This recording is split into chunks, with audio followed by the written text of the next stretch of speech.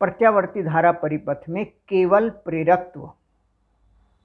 पहले हमने पढ़ा था प्रत्यावर्ती धारा परिपथ में केवल आर हो, रेजिस्टेंस हो।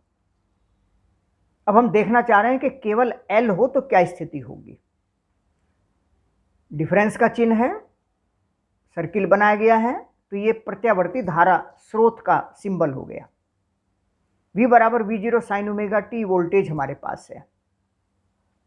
परिपथ में केवल L स्व प्रेरण गुणांक, पूरी जानकारी होनी चाहिए माइंड में। और हम जानते हैं कि जहां प्रेरण कुंडली हो, अगर उसमें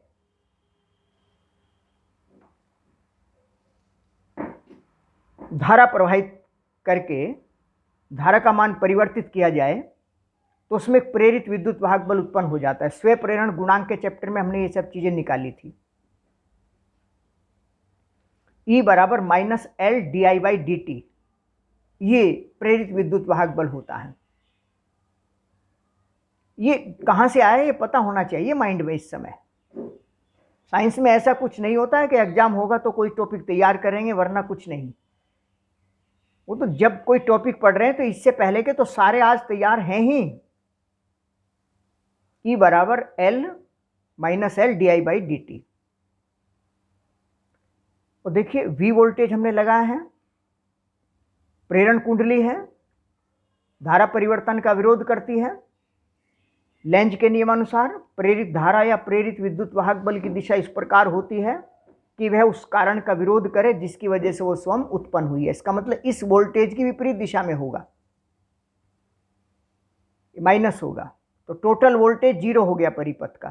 किरचॉफ का दूसरा नियम, बंद पाश सिग्मा ई सिग्मा वी बराबर 0, किरचॉफ के नियम में पढ़ा हुआ है, याद आ जाना चाहिए पूरा का पूरा।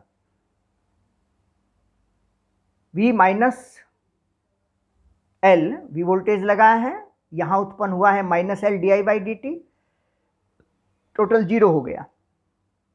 बस आगे कुछ नहीं है, हल करते जाइए। L d I by d t, V मतलब V0 sine omega T, L को इधर कर दिया, V0 अपॉन एल हो गया, D I by d T, तो डी आई का मान इधर डिफरेंशिएशन किया गया है, इसको इंटीग्रेट कर देंगे ओमेगा टी डी टी, और टोटल इंटीग्रेट करेंगे तो आई आ जाएगा।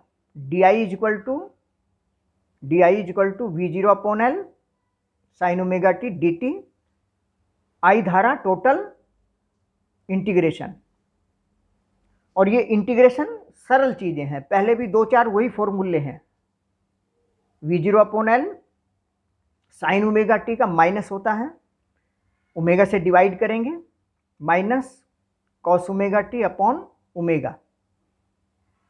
और देखिए हमने इसको साइन करना था, क्योंकि वोल्टेज का मान V बराबर V0 साइन ओमेगा टी है, तो धारा के मान को भी हम साइन के फॉर्म में ही लिखना चाहेंगे। Sine omega t minus pi by two, 90। हम जानते हैं कि sine 90 minus theta cos theta होता है, और माइनस कॉमन ले लेंगे, sine minus theta minus sine theta होता है, तो ये माइनस बाहर आ गया, इसलिए इसकी जगह ये लिख दिया हमने, आई बराबर I0 sine omega t minus pi by to. अब ये क्लियर होना चाहिए आपको माइंड में, क्लियर होगा तभी ये हो पाएगा। याद रखने का तो कोई सवाल ही नहीं है, कोई तरीका नहीं है। ये हिस्ट्री ज्योग्राफी नहीं है जो कि इसे याद करेंगे। समझ आ गया तो आ गया, नहीं आया तो कभी नहीं आएगा। I बराबर I0, ये साइन, ये तो डायमेंशन लेस क्वांटिटी है, विमाहीन राशि है, तो इधर I है तो ये भी I ही होगा। V0 वोल्टेज का अधिकतम मान है, तो V0 अपॉन रेजिस्टेंस, ये धारा हो जाएगी। इसका मतलब ये प्रतिरोध हो गया, प्रेरण कुंडली का प्रतिरोध एक तरह से, इसे प्रेरण प्रतिघात कहते हैं, इंडक्टेंस कहा जाता है। तो I0 sine omega t minus pi by to, XL से डिनोट करते हैं ओमेगा एल, ये प्रेरण प्रतिघात हो गया।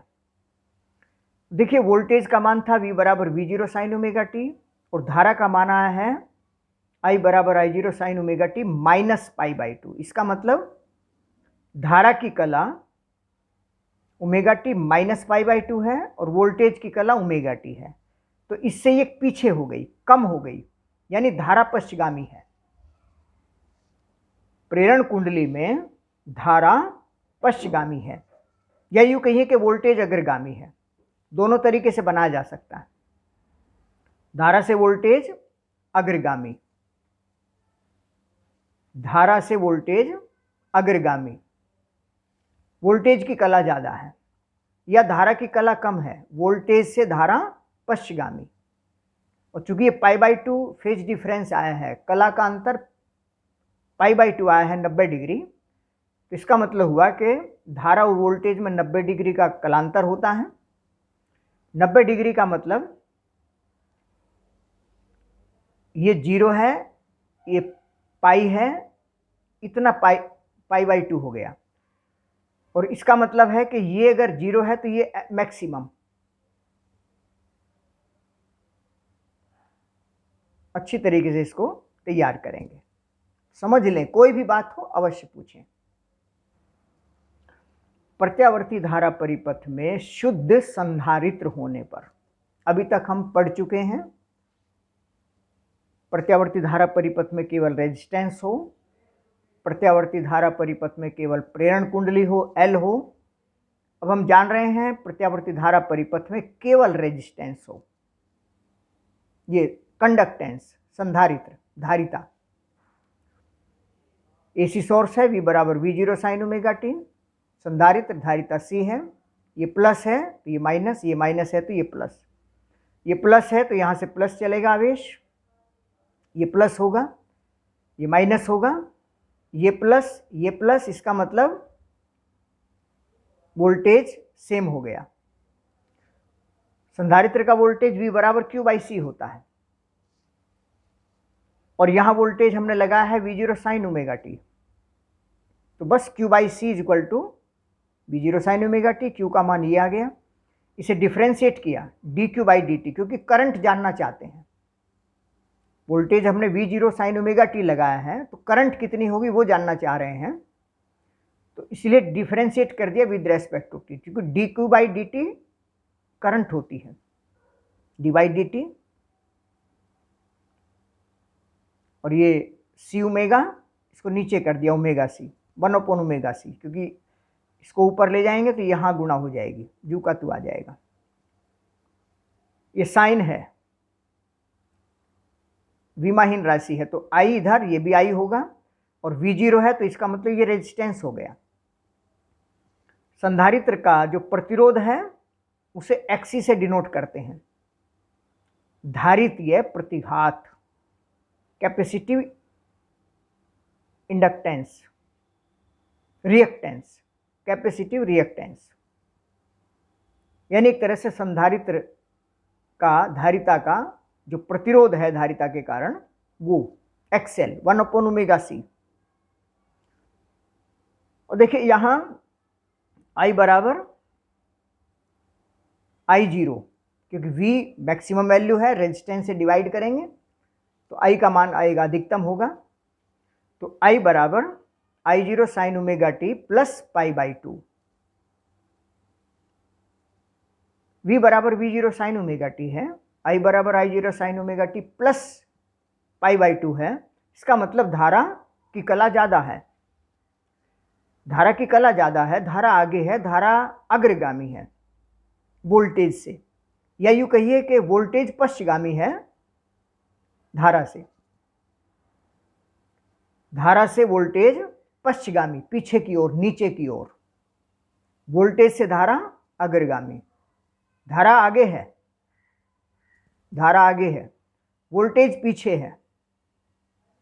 जैसे मान लीजिए ये V का ग्राफ है और धारा का ग्राफ आगे बनेगा, अग्रगामी। t बराबर 0 पर वोल्टेज का मान 0 है और ये आगे है, धारा ऊपर से शुरू होगी, धारा अग्रगामी, आगे, ऊपर।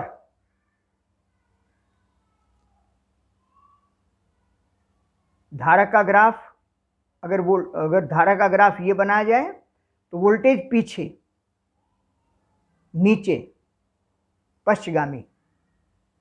अच्छी तरीके से इस बात को समझ लेंगे, ये सब फेजर डायग्राम कहलाते हैं। आगे इन सब का उपयोग होगा। अगर इनकी जानकारी माइंड में नहीं है तो आगे माइंड काम नहीं करेगा, हैंग हो जाएगा।